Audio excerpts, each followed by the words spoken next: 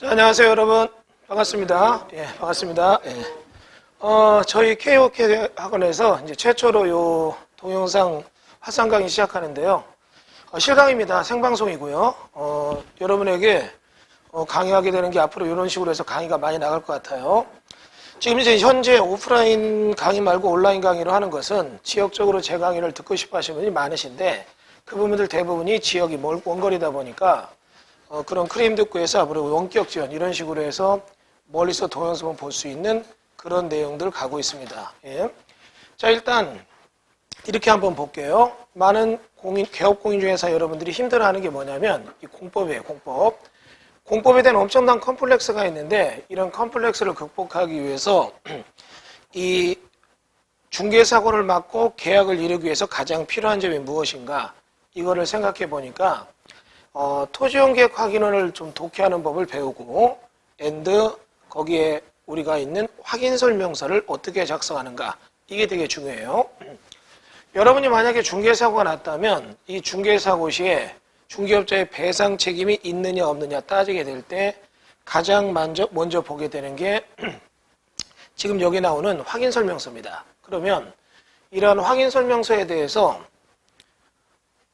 잘못 쓰면 이게 살생부예요. 이것 때문에 아주 박살납니다. 근데 이게 잘 쓰면 의뢰인이 어떤 반박에도 확인설명서 한 장을 갖고 여러분이 면죄부가 돼요. 면피가 됩니다.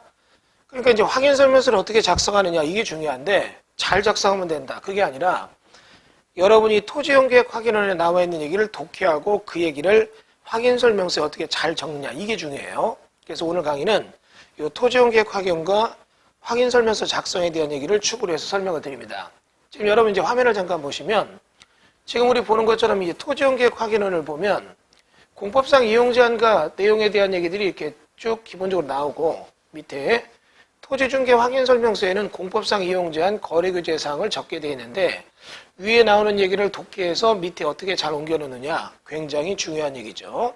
그래서 이에 대한 얘기를 축으로 해서 내용을 좀 설명드려 보겠습니다. 자, 먼저 이쪽을 먼저 볼까요? 중개업을 하다 보면 의뢰인이 의뢰한 물건이 있을 때 이 물건에는 여러 가지 공적 장부가 있어요. 토지대장이 있을 수 있고 토지 등기부 등본이 있을 수 있고 지적도가 있을 수 있고 이런 여러 가지 표시사항을 보는 방법도 필요는 하지만 이제 우리가 보는 게 공법 얘기니까 공법상 이용제한인 토지이용계획 확인원이 있습니다.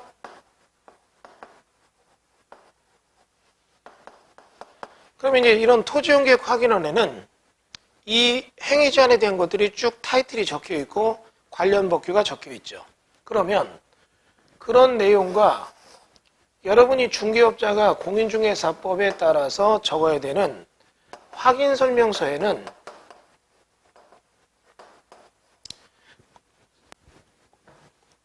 공법상 이용제한과 거래규제에 대한 설명이 있어서 일정 내용을 적어야 됩니다.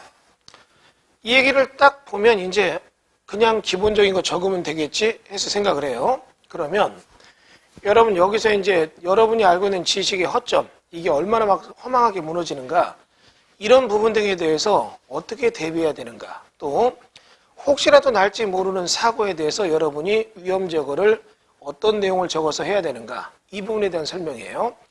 1교시에는 이제 여러 가지 중개사고 직접적으로 본인이 보고 느꼈던 얘기를 가지고 중개사고 났던 사례를 설명드립니다. 그래서 나중에 확인설명서를 이렇게 썼으면 좋았을 텐데 이런 부분에 대한 내용을 설명드릴 거예요. 가정해 볼까요? 자, 다시 화면 볼까요? 우리 보는 것처럼 국계법률에 대한 얘기에 지역지구 등이 있고 다른 법령에 대한 지역지구 등이 있고 그리고 밑에 보면 용도지역, 용도지구 그에 따라서 여러분이 중개를 하게 될 때 건폐율과 용적률이 얼마인가를 적게 돼 있죠. 여기 이제 건폐율, 용적률 몇 프로 있는데 그게 빠져 있네요. 그러면 이쪽을 다시 한번 볼까요? 자, 지금 토지용계획 확인원에는 국계법란에 뭐라고 되어 있냐면 이렇게 되어 있어요.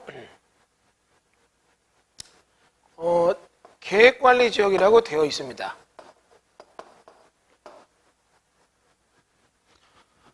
용도적은 계획관리적이고 그에 따라서 건폐율은 얼마? 40%, 용적률은 예를 들어 100% 이렇게 돼 있어요. 그러면 여러분 이런 땅을 중개할 때 의뢰인이 얘기를 합니다. 선생님, 저는 공장을 원합니다. 계획관리적 보니까 건축물의 용도가 알아보니까 공장 들어간대요. 건폐율 얼마입니까? 40%래요. 충분하구나 생각을 했어요. 근데 이제 여러분 이 땅에 보니까 지목이 임야로 돼 있고 임야로 돼 있으니까 그렇구나 생각을 했어요. 자, 그리고 이 땅에 대해서 이렇게 해서 보니까 도로변에 임야가 있는데 모양새는 이렇게 돼 있고 이 땅에 대해서 현재 평수를 보니까 1070평이에요. 여러분은 생각합니다. 1070평. 우리한테 물어보니까 공장 몇 평 지어야 되죠? 나는 기계설비나 이런 걸 따져볼 때 이렇게 해서 공장 내부에 400평 이상의 공장을 꼭 지어야 됩니다. 암만 적더라도 400평, 1층 면적을 400평 지어야지 2층 수가 안 날 때는 문제가 됩니다. 얘기를 하는 거예요. 400평의 공장을 짓기 위해서 내용을 보니까 1070평이에요. 그럼 여러분이 볼 때 딱 의뢰인이 원하는 공장이 됩니다. 토지용계획확인원의 계획관리, 건폐율 알아보니까 40%, 용적률 100%, 그리고 임야 400평 공장을 원한다. 이런 의뢰를 받은 상태에서 여러분이 지금 이거 중개할 때는 일단 이것만 보고 올 때 액면상의하자는 없어요. 그래서 여러분 생각합니다. 이건 문제 없다. 중개하겠죠. 충분히 알아본 거예요. 아마 여기 계신 분 대부분이 저 정도면 퍼펙트해. 다른 게 문제 없다면 이건 퍼펙트해. 이 생각을 할 거예요. 자, 그래서 중개를 했고 이 얘기 저 얘기해서 다 맞춰놨는데 갑자기 뒤늦게 사건이 연달아 따당 튀는 거예요. 예. 그래서 이제 이 얘기를 딱 보니까 어떤 문제점이 있나 이 부분에 대해서 이제 생각을 해보는 겁니다. 예. 자, 생각지 않았던 문제가 딱 뛰는 거죠. 어떻게 뛰는 거냐? 의뢰인이 딱 땅을 사서 건폐율 40%, 용적률 100%, 400평 공장을 원합니다. 1070평이니까 전용하게 되면 공장 1070평에 40%인 400평 충분히 나옵니다. 얘기를 했어요. 나중에 알아보니까 400평이 안 나옵니다. 왜 안 나옵니까? 뭐가 문제입니까? 단면으로 딱 보니까 이 지역이 이런 식으로 해서 경사가 진 땅이에요. 경사가 지어있는 땅에서 이 땅에다 지금 공장을 지려면 두 가지가 문제 있죠. 임야니까 산지 전용을 받아야 되고 개발행 허가도 받아야 돼요. 그러면 개발행 허가나 산지 전용 허가를 받는데 산지 전용에 대해서는 나중에 얘기해요. 그럼 문제가 없었다고 쳐요. 개발행위 딱 보려니까 뭐라고 되느냐. 우리 동네에서는 임야를 개발해서 공장을 지려면 개발행위 허가 받아야 되는데 개발행위 허가 받게 될 때 이게 경사가 졌다면 단을 쌀 때 5m를 싸면 5m 올리면 2m는 후퇴해야 되고 다시 5m 올리면 2m를 후퇴해야 되고 총 높이는 10m가 넘으면 안 되고 그래서 요거를 가서 쭉 가니까 여기 면적에서 또 경계지에서 성토를 하려고 보니까 5m, 2m 올리니까 이런 식으로 해서 절개지, 그 다음에 성토 부위, 축대를 쌀 때 축대를 싸면서 일자옹벽이 무너지는 걸 막기 위한 이런 조건을 맞추다 보니까 실제 개발 면적은 여기가 확보되는 거예요. 그럼 어떤 일이 벌어지느냐? 내부에 성토를 하다 보니까 여기는 올라가서 이렇게 해서 진입도 도로가 되고 이 부분에 대해서 축대를 싸서 후퇴를 하고 여기도 축대를 싸서 후퇴를 하다 보니까 실질적인 공사 확보 면지에 공장 부지로 들어올 수 있는 면적은 이 면적밖에 안 되는 겁니다. 그럼 여러분 잘 보세요. 여기랑 여기랑 딱 빠지니까 이쪽 앞에서 지금 1070평 중에서 계산의 편의를 위해서 170평이 빠졌고 뒤쪽에서 절개지, 이쪽 면적, 요 면적들이 지금 빠지는 거예요. 요 면적 빠진 게 200평이 빠졌다면 약 370평이 빠졌으니까 여기 공장 부지로 조성되는 건 얼마가 되는 거예요? 700평이 되는 거죠. 그러니까 700평이 딱 되니까 700평 조성 면적으로 해서 건폐율 40%를 하니까 얼마요? 47에 28. 280평 밖에 공장 규모가 안 나옵니다. 이 얘기 딱 나오는 거죠. 그대로 사고입니다. 이거에 대해서 이제 문제가 있다. 거는 거죠. 누가 걸어요? 공장 그림 매수인이 걸어요. 난 분명히 얘기했고 네 입으로 이거 다 썼고 네가 얘기할 때 이거 된다고 해서 난 샀다. 막 전화 주고받은 문자 주고받은 내용 통화 내용까지 막 다 들어와요. 소송 중에. 그러면 여러분이 여기서 지금 딱 보니까 재수없게 걸렸죠. 그럼 나는 이거 몰랐다. 이럴 수도 없고. 이거 개발행 면적 주는 거에 대해서 뭐 이렇게 그런 부분에 대한 게 설명이 전혀 안 나왔어요. 그럼 이런 경우 어떻게 해요? 중개업자는 배상 책임에서 자유로울 수가 없습니다. 그러면 이 중개업자가 이 정도까지 중개업자에게 책임을 묻습니까? 이 정도까지 물어요. 단 책임을 물을 때 책임에 대한 경감의 원칙이 있어요.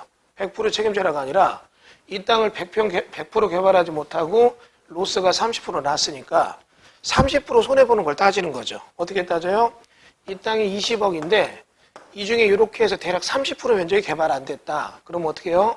30%를 뺀 14억 정도가 실영향가 있고 요거는 개발 못했으니까 이에 대한 배상 책임 30%에 대한 걸 따져보니까 6억 정도 되고 6억에 대해서는 중개업자에게 일정 금액을 책임지라고 배상 판결에 나올 수가 있어요.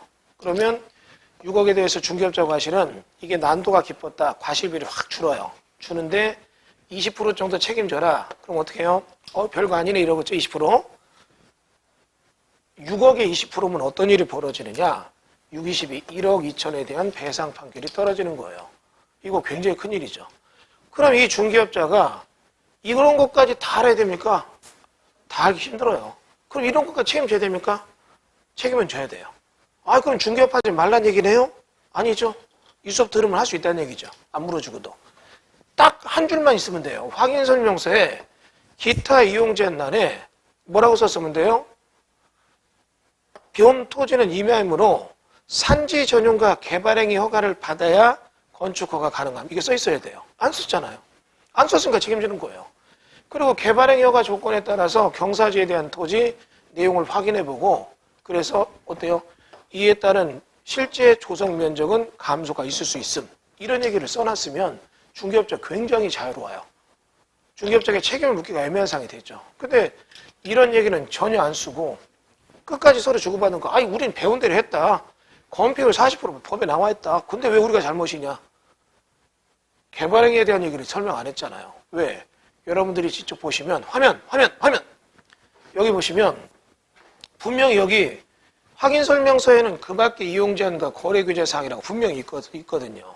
여기에 개발행위 허가, 토지형질 변경 대상임 이에 대해서 허가나지 않을 때는 개발할 수 없음. 또 경사지에 대해서 절도, 성토 등에 대한 면적 감소 있을 수 있음. 이것만 딱 썼으면 됐잖아요. 이걸 전혀 안 쓴 거죠. 그러니까 판사가 이런 거에 대해서 자문을 구해요. 자기들도 모르면 판결할 때 여기저기 법 찾아봐요. 다 찾아보고 대한민국 판사들 되게 똑똑하거든요. 그러면 찾아보고 이런 얘기가 썼다면 중개업자는 이에 대한 충분한 설명을 했지만 이런 경우까지 책임 묻기는 애매하다. 괜찮아요. 그럼 넘어갈 수 있어요. 근데 여기 보면 애석하게도 해당 사항 없음 아니면 점 딱 찍어놓거나 그 밖에 이용자는 거래계정 문제될 게 없다. 중개업자 스스로 쓴 거잖아요. 할 얘기 없는 거죠. 잠깐 잘 보세요. 예. 저는 제가 지금 20년 동안 강의하면서 제가 만난 제자의 숫자를 데이터를 딱 내보니까 약 4만 명 정도 돼요. 이제 일반 제자들 말고 공인중개사, 중개업 하시는 분들 강의하면서 수없이 만나봤고, 근데 그분들을 만날 때 가끔 이제 이런 완스팟 형식으로 강의하는 데서 미팅이 있을 수도 있고, 그 다음에 어떤 하루 동안 길게 하는 데서 미팅이 있을 수도 있고, 3시간 정도에서 약 2, 3주 또는 2, 3달, 어떤 건 6개월짜리 길게 장기 과정을 만나는 데도 있어요. 그럼 그런 식으로 만나다 보면 어느 순간 딱 접촉면을 가졌을 때 굉장한 내공이 있는 제야 숨은 곳을 봐요. 보통이 아닙니다. 물론 전반적인 걸 다 하는 게 아니라 특정 부분에서는 제가 알고 있는 내용을 뛰어넘는 일정 부분에 깊이 있는 지식이 있어요. 전반에 대해서 평균치는 저보다 떨어지지만, 근데 이 사람들이랑 술 한잔 먹어보면 이 사람들의 특징이 2가지가 있어요. 첫 번째는 공법 흡수 신공이 있어요. 일반인들은 공법 배타 신공이 있어요. 갑옷을 둘러싸고 공법이 들어오면 다 거부해요. 일단 다 무서워해요. 일반인 보통. 근데 흡수 신공은 멀리 지나가는 공법도 쪽 빨아들여서 딱 자기 걸 만드는 사람도 있어요. 어떻게 생겼을까? 저런 공법 흡수신공이 어떻게 생겼을까? 근데 이들의 공통점이 또 하나 있어요. 지난날에 아픔이 있어요. 술 한잔 먹고 얘기하다 보면 이 공법 흡수신공이 왜 생겼나 알아요. 자기가 예전에 중개할 때 이렇게 됐고 이렇게 됐는데 이렇게 되고 이렇게 되니까 이렇게 해서 판사가 뭐라 하길래 이렇게 대답했더니 물어주라고 해서 물어준 적이 있다. 그래서 아파트 팔아본 적이 있다. 뭐 이런 얘기예요. 그러니까 이런 것들이 뭐냐면 이런 아픈 경험이 있는 사람들은 공법이 얼마나 중요한 걸 알아요. 그런데 일반인들은 중개할 때 그냥 모르면 계약서 쓰고 보고 사고 나면 우리 모른다고 하면 되고 넘어가는 경우가 많아요. 여러분 이거 지금 공법에 대해서 알면 알수록 분명한 건 있습니다. 사고는 줄이고 계약서는 쓸 수 있는 자신감이 생겨요. 근데 이런 얘기합니다. 어려우니까. 자, 이런 얘기 해볼까요? 쉬우면 돈이 안 돼요. 2시간 배워서 다 한다. 누가 그거 갖고 다 하는데 돈 벌겠습니까? 그러나 어려운 건 1년을 배워도 모르겠다. 그거를 해내는 사람은 돈을 벌겠죠. 그러니까 그런 식으로 해서 여러분들이 공법에 대한 거를 접촉면을 갖는다면 훨씬 더 많은 수입이 날 겁니다. 저는 이제 실무적 공법에 대한 걸 얘기하는 겁니다. 중개사 공부할 때 내가 공법 80점 맞았어. 자신 있어. 그 실무적 공법이 아닌 중개사 공법은 개나발 공법이에요. 그 필요가 없습니다. 90% 이상이 절차법으로 갔어요. 정말 필요 없어요. 얘기 다시 해볼까요? 여러분 왜 우리나라 영어교육 들어올 때 선생님들이 영어를 못하니까 다 문법으로 갔잖아요. 이상한 문법으로 해서 그 외국에 또 풀어보니까 영국에서 어떤 그 영어 그 대학원 과정에 있는 사람들이 한국 영어 문제 풀려니까 못 풀어요. 그럼 그 정도 뛰어니 한국은 대단하다고 생각해요. 근데 한국 오니까 영어 하나도 못해요. 우리 공법이 그래. 공법 내가 사수하면서 공법 95점 맞았어. 근데 공법은 자신 있어. 이런 사람이 있어요. 실무해봐서 하나도 몰라요. 그놈은 뭐 국토부 장관 나 이년까지 본 적도 없는데 웬 국토부 장관만 배우나 모르겠어요. 그게 아니라 직접적인 행위자에 대한 얘기를 하는 겁니다. 자, 지금 여러분 이런 것들 말고 다른 얘기 해볼까요? 절 보세요. 지금 현재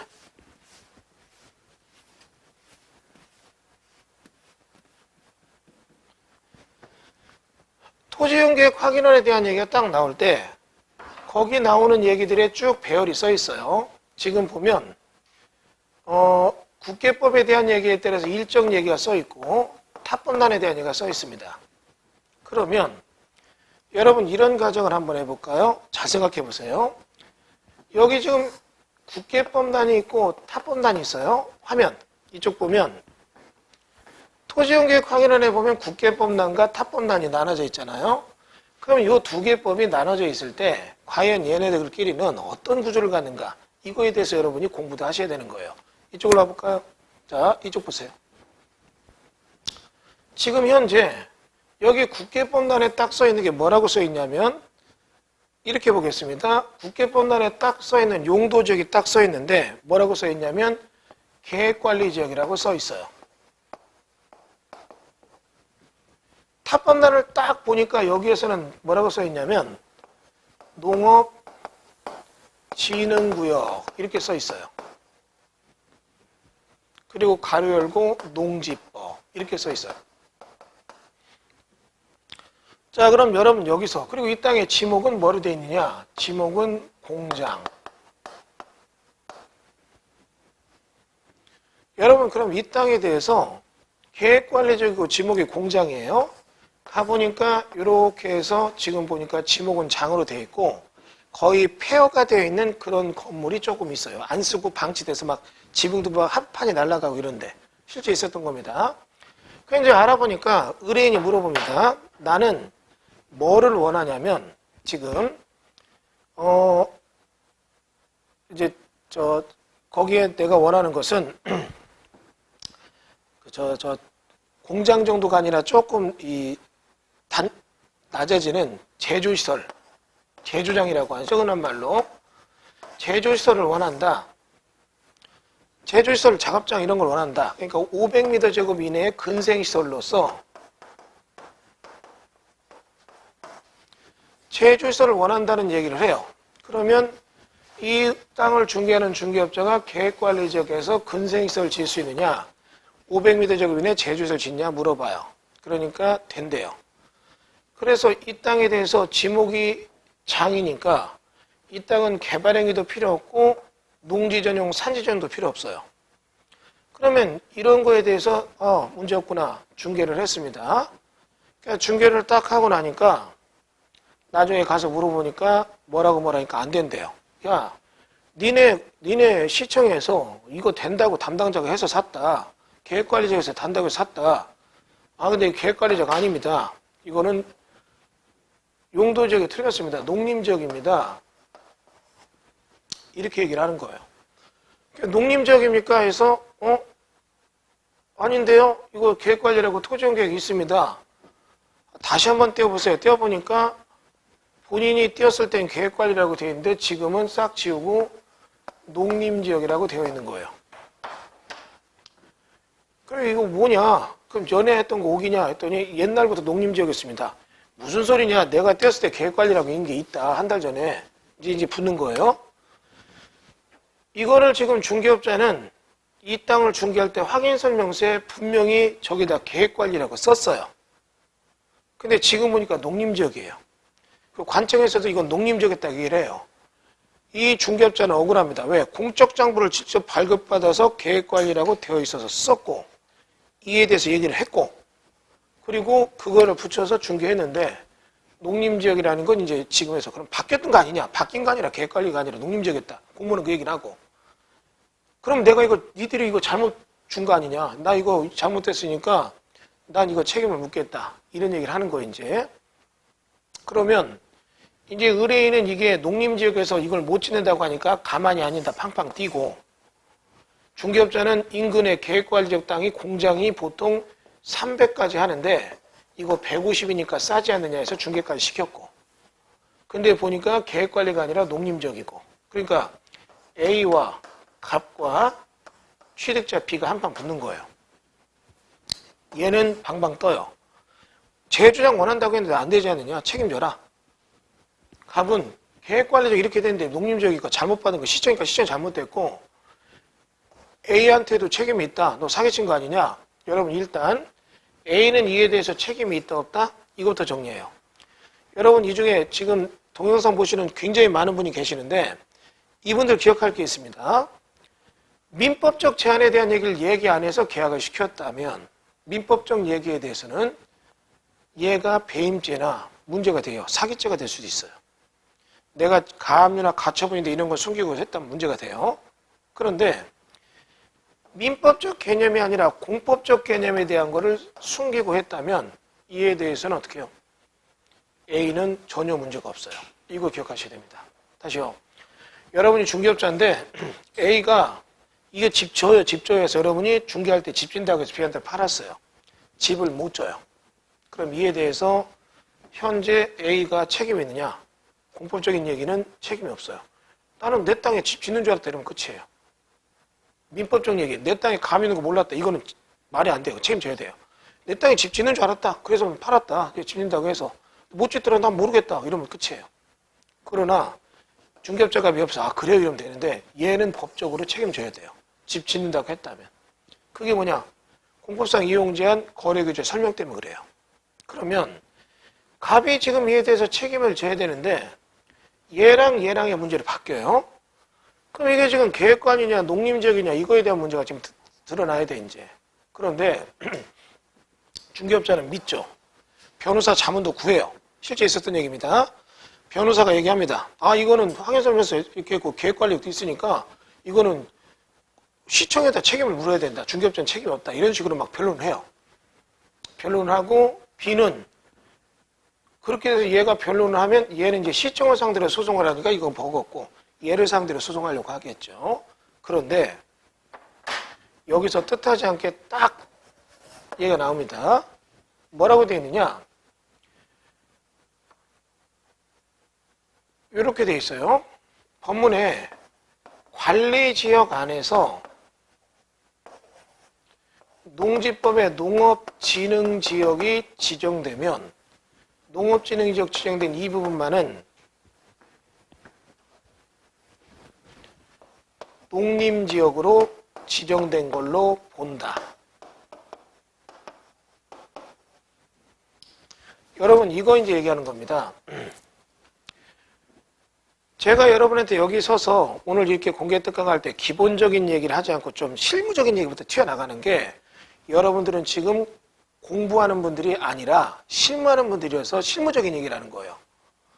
여러분들 중에서 만약에 이게 지금 밑에 이게 써 있는데도 위에 계획관리로 보인다. 이분들은 정말 토지 중개를 하지 말든가 이 수업 꼭 듣든가 하셔야 돼요. 여기는 이미 공법의 규칙에 따라서 농업진흥지역 농지법 써 있는 비도시지역은 농림지역이에요. 관리지역으로 써 있어도. 국계법 스스로 뭐라고 했냐면 관리지역인데 도시계획과에서 관리지역으로 지정을 했어요. 근데 농정과에서 이 땅이 농사가 잘 지어요. 농사가 잘 지어지니까 이거를 농림지역으로, 농업진흥지역으로 지정을 했어요. 그럼 농업진흥지역으로 지정된 이 땅은 법규상에 문제가 있기 때문에 이거는 관리지역이라도 지정 동시에 이 땅은 농림지역으로 본다 돼 있기 때문에 여러분이 그럼 요거를 쓸 때 어떻게 썼어야 되느냐? 토지용계획 확인에는 이렇게 나왔어도 이쪽 보세요. 이쪽. 예. 여기가 지금 계획관리라고 써 있고 여기가 농업진흥지역이라고 써 있다면 확인설명서 쓸 때는 용도지역란을 이렇게 썼어야 돼요. 토지용계획 확인원에는 계획관리지역으로 되어 있으나 농지법의 농업진흥지역이므로 농림지역의 행위제한을 적용받은 이렇게 썼어야 돼요. 그랬으면 깔끔합니다. 근데 여러분은 대부분은 어떻게 생각하느냐? 위에 있는 거 그대로 옮겨놓으면 되는 줄 알아요. 그리고 그걸 주장합니다. 근데 그걸 주장하더라도 이쪽 보세요. 대한민국 판사들이 그렇게 어떻게 해요? 바보들이 아니에요. 두 번째는 여기 있는 요 비에도 소송이 되면 변호사를 선임해요. 그럼 그 변호사들은 파고 들어가 보면 국계법란에 이런 얘기가 있다는 걸 얘기해서 이런 부분에 대한 거를 보니까 이 법문에 따라 이거는 이렇게 됐다. 그러면 공법상 이용제한을 설명하는 중개업자가 그건 설명 안 한 거다. 맞아요. 안 한 거잖아요. 용도지역의 등급이 뒤로 내려가서 보전력이 강해지는데 그 얘기를 설명 안 했잖아요. 그리고 마치 계획관리인 양 요게 재조항 된다고 얘기했기 때문에 이건 중개업자가 배상 책임에서 자유롭지 못합니다. 이런 것들이 여러분 어떻게 해요? 이 공법상에 대한 얘기에서 나오는 얘기들이에요. 그러니까 이겁니다. 토지용계획 확인원에 써 있는 거를 그대로 나는 확인설명서에 옮겨 적었다. 그러면 문제 없지 않느냐가 아니라고요. 오히려 옮겨 적을 때 그대로 보고 옮겨 적으니까 사고가 나더라 이거죠. 내가 이걸 독해하고 이해하고 판단할 수 있느냐. 이 능력을 얘기하는 거예요. 그러니까 이거에 대해서 좀 더 깊이 있는 강의가 되는 것들 이제 본강의 들어가면 용도, 지역, 지구, 구역, 타법, 대안 이런 거에 대한 쭉 나오면서 행위제한이 A, B가 C가 경합될 때 어떻게 풀어야 되는가 이런 것들 이제 보게 되는 거죠.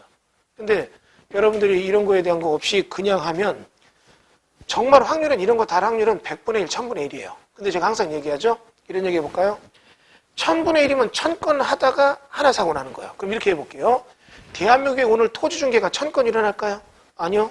제가 볼 땐 2, 3천 건도 일어나요. 그럼 두세 명은 사고 난다는 얘기예요. 이게 다시 해볼까요? 여러분 정상적인 40대 중년의 운전자가 정상적인 인적으로 운전을 하다 사고 날 확률은 당일 사고 날 확률은 10만 분의 1이래요. 근데 그 10만 분의 1이 매일 있다 보니까 열을 하면 이게 어떻게 해요? 만 분의 1로 다 바꿔지는 거죠. 그러면 그 10,000명의 운전자면 그중에 누군 사고 나잖아요. 그런 것 때문에 보험을 들잖아요. 여러분 지금 보세요. 이 수업을 듣는 것도 똑같이 여러분이 어떻게 해요? 보험을 듣는다는 개념으로 접근을 하셔야 된다는 얘기예요. 그래서 일단 이런 거에 대한 개념 여러분이 어떻게 해요? 좀 신중하게 접근해 주시고 다시 여기 밑으로 가보겠습니다. 사례를 제가 몇 가지 더 드려볼게요.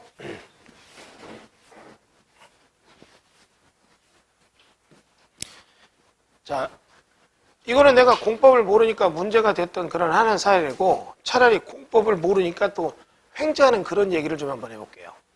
여러분 지금 현재 여기 딱 보니까 카메라 이쪽으로요. 돌릴 수 있겠어요? 국계법란에 딱 보니까 여기는 일종 전용주거라고 되어 있습니다. 일종 전용주거. 다른 법률에 따른 지구 지정에서는 정비법의 주거환경 관리사업 이렇게 되어 있어요. 그러면 다시 쭉 보세요. 자, 토지용계획 확인원이 이렇게 되어 있다면 국계법란과 타법란이 나눠져 있습니다. 그런데 국계법란을 딱 보니까 여기는 일종 전용주거라고 되어 있고 밑에를 딱 보니까 주거환경 관리사업구역이라고 되어 있어요. 여러분 그럼 여기서 이제 해석에 대한 얘기입니다. 여러분이 이걸 갖고 확인서면서 작성한다면 용도 지역란을 뭘로 적어야 될까요? 자, 한번 답해보세요. 동영상 보시는 분 답해보세요. 지금 다 답을 안 해요. 왜? 아니 지가 일종 전용주거라고 해놓고 뭘 물어봐. 일종 전용주거지? 잠깐만. 저게 일종 전용주거면 물어볼 리가 없다. 됐으면 가만히 있자. 이 생각 들 거예요 지금 다. 네. 그리고 눈이 동그래서 무슨 얘기 하나 들어보고 이 자리에서 이거에 대해서 지금 딱 보고 선생님 이거요. 이거 2종 일반주거입니다. 이렇게 답하는 분이 있다면 이분 진짜 고수예요. 계셨습니까? 있었다면 이분들은 나중에 댓글 좀 달아주세요. 저 2종 일반주거요. 이렇게 하는 거. 지금 시간이 딱 7시 반입니다. 7시 반 이전에 2종 일반주거라는 댓글 다는 분들은 내가 따로 연락드려서 제 책 한 권씩 보내드릴게요. 근데 지금 이제 뒤늦게 하면서 이렇게 속이지 마시고 시간 딱 쟀습니다. 예. 여러분 이거 지금 이런 얘기 해볼게요. 이게 2종 일반주거가 되는 이유가 있어요. 왜 그래요? 왜 이거 말이 안 되지 이러는데 잘 생각해 보세요. 2018년 2월 9일부로 정비법은 변화가 됐어요. 정비법이 변화돼서 이제 나중에 이것도 제 동영상 들어보시는 분 내용을 알겠어 깊게 얘기했을 거예요. 정비법과 내용 할 때. 근데 정비법이 변화된 게 2018년 2월 9일부로 정비법은 어떻게 변화됐냐면 주거환경 관리사업은 조인됩니다. 주거환경 개선사업과 조인이 돼요. 그러니까 이 법은 일로 넘어간 거예요. 그럼 여러분 주거환경 개선사업구역이라는 게 뭘 얘기하느냐 이런 얘기예요. 지금 여기가 달동네 판자촌이 있는데 너무나 오래된 동네예요. 보니까 여기가 이제 옛날 70년대 80년대 골목길이 이렇게 있고 달동네 판자촌에서 길도 안 좋고 막 계단 밟고 올라가야 되고 전기 수도 가스도 엉망이에요. 전기는 막 억지로 손 넣어서 하는데 수도는 물이 잘 안 들어가니까 지하수 파서 먹기도 하고 막 화장실도 안 좋으니까 되게 안 좋아요. 하여튼 뭐 최악의 조건이에요. 그럼 이제 주거환경이 안 좋으니까 주거환경을 개선해 주자. 그럼 이런 데들은 주거환경 개선사업구역이 딱 지정되면 가난 구제를 위한 빈곤 구제를 위한 공공적 구제 사업이 일어나요. 그래서 시군구가 지원 사업을 많이 하죠. 그러면 이런 데가 집 짓기를 편하게 하기 위해서 주거환경 개선사업구역이 지정되면 이 지역은 2종 일반 주거 지역으로 본다. 지정 의제 조문이 있어요. 그러니까 이겁니다. 주거환경 개선사업구역 딱 뜨면 위에가 뭘로 되어 있던 2종 일반 주거 지역이에요. 그런데 대부분 이제 그런 지역들은 이미 지자체에서 바로는 아니었지만 다 바꿨어. 2종 일반 주거로. 그랬는데 요번 현재 지금 동영상 찍는 게 2018년 오늘 10월 20일입니다. 21일인가요? 네, 그럴 수도 있죠. 11월이죠. 네. 그렇게 심각한 오류라고는 생각하지 않습니다. 잠깐 하다 보면 말실수한 거지. 예. 이게 예? 질문요 40분부터 받을게요. 20분 나고 하겠습니다. 예. 질문 계속 올려주세요. 예. 올려면 끝나고 저 1교시 40분에 끝내고 10분 동안 받겠습니다. 예. 2011년 11월 21일 예. 중요한 얘기였네요. 보니까 11월 20일인데 2018년 11월 21일 날 현재까지 이 정비법이 이렇게 해서 바뀌었는데 지금 현재 대략 9개월 정도가 지났고 현재 관공서에서 인력들이 이런 내용들이 변화된 거를 다 정비를 못해요. 그러니까 아직까지 주거환경 관리사업구역으로 지정되어 있는데 이 지역은 2월 9일부로 통합돼서 주거환경 개선사업구역이 되어 있고 주거환경 개선사업구역이 되어 있으니까 이 자리는 2종 일반주거지역이에요. 그러니까 다시 볼게요. 여기는 이제 현재 국계법란에 일종 전용주거지역으로 되어 있고 주거환경 관리사업으로 되어 있죠. 그럼 여러분이 이 얘기를 갖다 확인서면서 적을 때는 그 얘기를 이쪽으로 보세요. 이쪽. 예. 여기 보면 용도 지역에 적는 것은 현재 토지용계획 확인원에는 일종 전용주거지역으로 되어 있지만 정비법 규정에 따라 2종 일반주거지역으로 행위제한 적용받음 이렇게 써주는 게 맞아요. 물론 이거는 안 써줬어도 사고는 안 나요. 왜? 종이 나쁜 거에서 좋은 걸로 간 거니까. 그러니까 의뢰인 중에 이런 사람이 있겠죠. 네가 1종 전용 주거라는데 2종 일반 주거잖아. 너 이거 책임 이런 사람은 없어요. 더 좋아졌는데. 1종 전용 주거 짓고 지면 되죠. 2종 일반 주거까지 짓게 넓으니까 좋은 거잖아요. 무슨 이해되죠? 이런 거 있잖아요. 네가 이거 짓는다고 했는데 이거 못 짓잖아. 이건 사고지만 이거 짓는다고만 했는데 더 짓잖아. 이런 사고는 사고가 아니에요. 그러니까 이거는 이쪽 볼까요? 사고는 아니지만 여러분들 나름대로 중개업자의 달란트, 실력 이걸로 보여주기 위해서 여기에 적어야 되는 프로그램 어때요? 확인설명서 작성, 토지용 작성 그대로 옮겨 적으면 되잖아. 굉장히 위험한 사고예요. 이거는 1종 전용이 아니라 2종 일반 주거.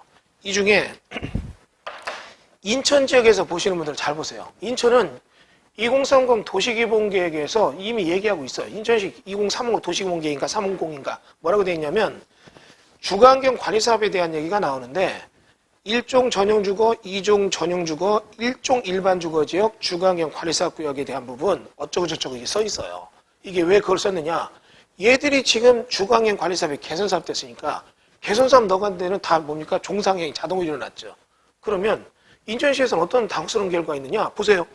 우리 동네 지금 1종 전용주거에서 기반시설이 별로 약한데 주거환경 관리사업구역이 있어요. 근데 이게 어떻게 해요? 개선사업 넘어가서 2종으로 됐죠. 막 부시고 2종 일반주거 짓는 것들이 막 들어오기 시작하면 전기, 수도, 가스, 주차장 이런 문제가 나오잖아요. 그러니까 이런 거에 대한 대비책을 마련하는 데 나와요. 그 대비책이 둘 중에 하나겠죠. 뭡니까? 인천시가 이걸 할 때 안 돼. 여기는 법이 바뀌었어도 우리가 다른 걸 막아야 돼. 그래서 규제를 강하게 하는 다른 법을 생각했든가. 아니면 그렇게 바뀌니까 그거 바뀌는 거에 충분히 우리가 감당할 수 있는 전기, 수도, 가스 공급 설비에 대한 것들을 어떻게 해요? 넓히겠다는 계획을 넣든가. 이제 그런 것들이 인천시 기본계획에 나옵니다. 나중에 필요하신 분들은 인천시 도시기본계획 동영상 찍은 거 한번 보세요. 그러니까 그런 걸 보면 여러분 중개의 길라잡이가 되죠. 내가 어떻게 중개를 전략적으로 이 불안기에 넘어갈까? 그런 거 보면 야 이거 갑자기 이렇게 해서 바뀌면 여기 막 해주네. 얼마나 좋아요 그거. 그냥 이런 것들이 여러분이 어떻게 해요? 내용을 보는 겁니다. 이 얘기 강의하니까 누가 그래요? 교수님 아니 그거 토지연계획 떼가지고 거기 있는 것들 확인설명서 옮겨 적으면 되는 건데 그게 뭐 강의할 게 있습니까? 그대로 옮겨 적으면 사고 난다고요. 왜? 확인설명서에 있는 거 그대로 옮겨 적었는데 왜 사고입니까? 확인설명서에 있는 거 옮겨 적어야 되는데 확인설명서에 나머지 법조문들의 응용력이 없으니까 옮겨 적고 그대로 법이 자기는 억울하다 얘기하는 거죠. 그러나 옮겨 적었더니 그대로 사고 나더라. 이 예를 지금 제가 딱 이번 시간에 2개를 예를 들은 겁니다. 자, 지금 40분 정도 좀 빠지게 해서 제가 요거에 대한 하나의 예를 들은 거예요. 자, 다시 볼까요? 우리 사무실에 직원들 뽑으면 얘기합니다. 공무원한테 뭐 물어봐. 전에 했던 직원들 얘기 물어봤더니 아니래요. 아니라고 보고했습니다. 내가 그러지 말고 이것 좀 알아봐. 그랬더니 대답 없어요. 나중에 왜 안 하냐? 제가 그랬더니 공무원이 아니라고 했는데 왜 자꾸 괴롭히고 그렇게 하나 모르겠다. 얘기하더라고요. 그게 아니라 공무원도 다 몰라요. 그게 아니라 이렇게 해서 내용을 압축해서 물어봐야 공무원이 정확한 답변 나오잖아요. 많은 분들이 공무원이 답변하면 되는 줄 알아요. 공무원이 답변 틀린 게 아니라 여러분 질문이 잘못된 거예요. 질문이. 이런 식으로 돼 있는데 물어보려면 어떻게 해요? 이렇게 된데 이렇게 된 거 어떻게 됩니까? 이렇게 물어봤어야죠.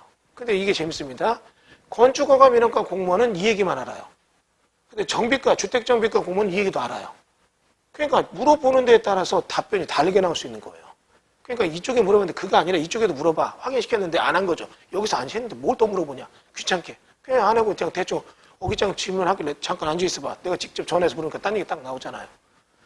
이게 공무원들 말 다 믿는 거죠. 또 하나. 법규를 믿어요. 어떻게 해요? 공적 정보를 그대로 믿는 거예요. 공적 정보 써있는 게 믿으니까 난 그대로 해서 확인서면 그대로 적었다. 아까 같이 봤죠. 계획관리적인데. 확인서면서 그대로 계획관리적 적어서 해줬어요. 안 되잖아요. 오히려 이해는 좋은 거죠. 이거는 1종 전용인데 2종 일반주거라면 산 사람 더 좋아하겠죠. 사고 절대 안 납니다. 그러나 아까 같이 계획관리인데 가보니까 농림지역이다. 확인서면서 계획관리 그대로 적었는데 나는 억울합니다. 본인 실력이 없는 거지 억울한 거 하나 아니에요. 잘못 배운 거죠. 그러니까 이런 것들을 모르면 어떻게 해요? 그대로 믿고 신뢰해서 갔다가 사고가 날 수밖에 없는 얘기들입니다. 저는 압니다. 이 중에 동영상 보시는 분 중에 저랑 직접 대면하신 분도 있을 테고 또 대면하지 못하고 그냥 이름만 알고 어떻게 들어와서 보시는 분도 있을 겁니다. 먼저 강의 듣다 보니까 너무 어려워 이런 분도 있겠고 좀 하신 분들은 이런 게 있어 이런 생각도 들어요. 저는 분명히 합니다. 이 중에 빠르면 6개월, 늦으면 2년 아니면 지금 당장이라도 전화 와서 얘기하는 분도 있어요. 교수님 안녕하세요. 어디서 중개업하는 아무개인데요. 강의 잘 듣고 있습니다. 교수님 강의 내가 너무 잘 들어서 이번에 계약서 하나 큰 거 썼습니다. 수수료 많이 받았는데 바쁘면 살게요. 시간 언제 되세요? 이런 전화 한 번도 없어요. 받은 적 없습니다. 20년 동안. 교수님 안녕하세요. 제가 너무 급해서 그런데 그럼 시작하면 다 사고예요. 듣고 있으면 막 설득을 해요. 애원을 해요. 내 입에서 그게 나와도 바뀌지 않는데도 그걸 요구합니다. 이렇게 듣고 있으면 조금 자기 유도로 가는 것 같아서 번지 좀 얘기해 보세요. 번지를 딱 띄워놓고 이분 얘기 듣고 있으면 벌써 쭉 보여요. 그게 아니라 이렇게 돼 있고 이렇게 돼 있습니다. 그러면 이분들이 처음에는 막 그게 아니라 이랬잖아요. 그게 아니라 이렇습니다. 쭉 하고 법조문 찾아서 보세요. 이러면 마지막에 하는 말이 그래요. 어머 그럼 어떡해요? 우린 그런 거 안 배웠잖아요. 안 배운 거 알아요. 본인이 안 배운 책임이죠. 그러니까. 안 배웠으니까 책임져야죠. 본인이 못 배워서 잘못 배워서 책임져야 되는 거죠. 이렇게 듣고 가르쳐 주는데도 안 배운 그 사람 책임이니까. 그러니까 여러분이 배우세요. 배워서 사고를 안 내면 되잖아요. 모르는 사람 무서워서 계약서 못 쓰지만 이 강의 딱 들고 포기하는 분은 이 생각합니다. 아이고 공법이 이렇게 어려워. 무서워서 못하겠다. 그래서 토지는 안 할래. 주택만 할래. 그럼 잘 된 거예요.